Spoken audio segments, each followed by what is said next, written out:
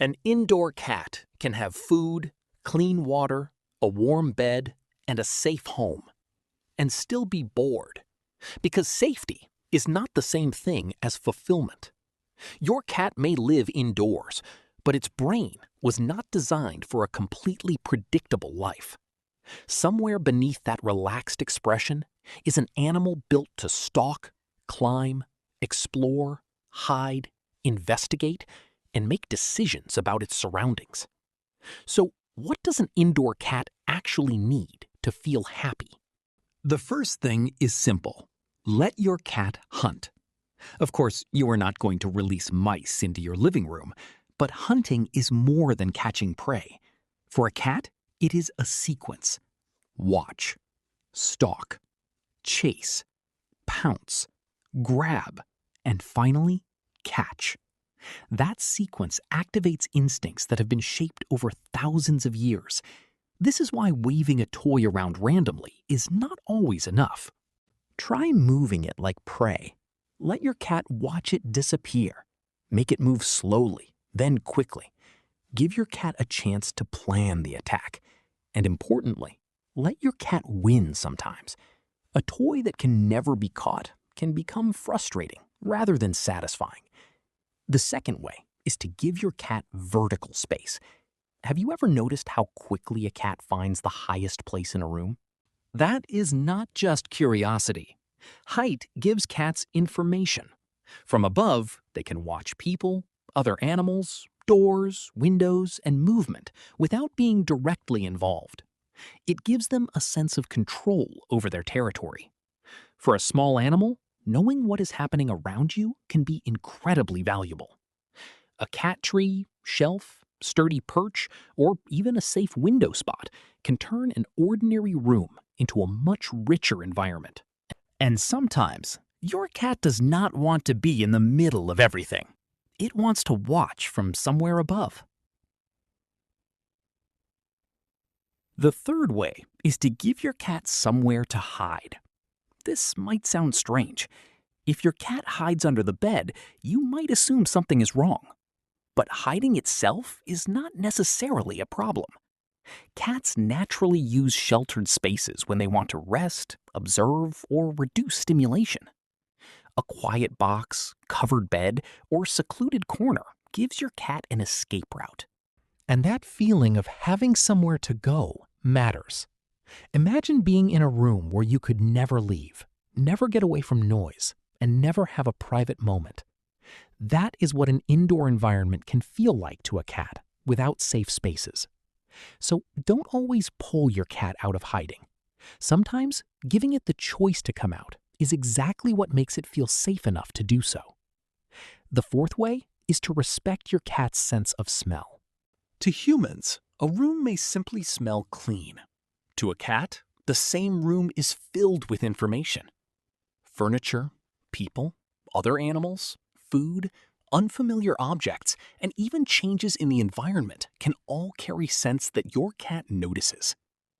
Cats also use scratching and rubbing to leave familiar scent signals around their territory.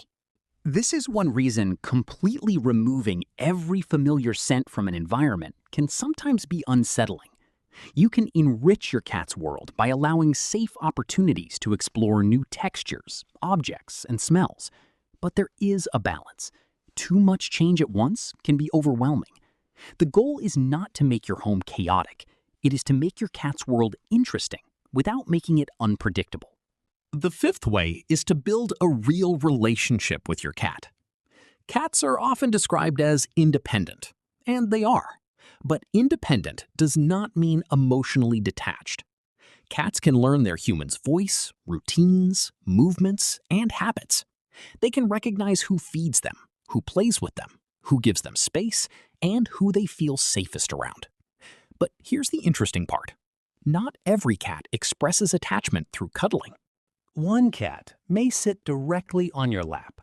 Another may sit 3 feet away and simply watch you.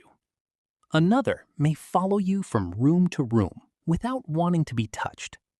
These can all be forms of social connection. The key is to let your cat participate by choice. When you respect its boundaries, something important happens. Your cat learns that being close to you does not mean losing control. And that can make trust much stronger. The sixth way is to give your cat routine, choices, and mental challenges. Cats often feel more secure when important parts of life are predictable. Regular feeding times, familiar sleeping areas, consistent play, quiet periods. But predictable does not have to mean boring. Give your cat puzzles to solve. Hide small amounts of food for it to find. Rotate toys instead of leaving everything out all the time. Teach simple behaviors using rewards. Even small decisions can matter. Which sleeping spot should I use?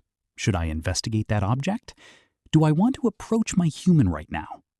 Choice gives an animal a sense of control, and control can be incredibly important for emotional well-being. But how do you know if your indoor cat is actually happy? Look for patterns. A sudden increase in vocalization, excessive grooming, destructive behavior, withdrawal, unusual aggression, or major changes in eating can sometimes indicate stress. But don't automatically assume that every unusual behavior means boredom. Cats can behave differently because of pain, illness, fear, environmental changes, or other problems. That's why sudden changes deserve attention, especially when they persist. A happy cat is not necessarily the cat that is constantly purring or sitting on your lap. Sometimes happiness looks much quieter. It looks like relaxed sleeping, exploring a room with confidence, playing, then walking away, watching the world from a high perch, stretching out in the open because it feels safe enough to do so. Your cat may live inside four walls, but its instincts did not disappear when it came indoors. It still needs opportunities to hunt, climb, hide, explore, make choices, and connect. And when you give it those things, you're doing more than entertaining a pet. You're giving an ancient animal a modern life that still makes sense to its mind. Because a truly happy indoor cat isn't simply one that survives inside. It's one that still gets to be a cat.